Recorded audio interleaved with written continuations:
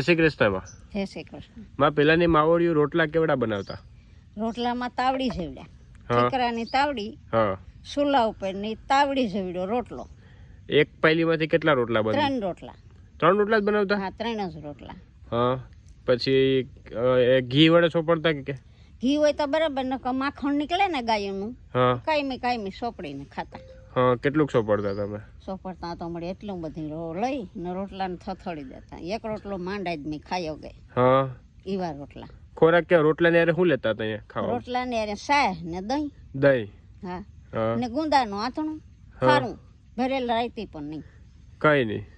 ગોળીમાંથી કાઢીને ખારું આથણું ખાતા. તો અટાણે કેટલી એક પાયલીમાંથી રોટલા બાયું બનાવે? અટાણે પહેલીમાંથી હાથ. હા, એટલે આવડતા નથી કે નહીં આવડે પણ આશા ઘડે. આશા ઘડે. અટાણે સુલા થોડાક છે, નહીં હગડ્યું ને ગેસ.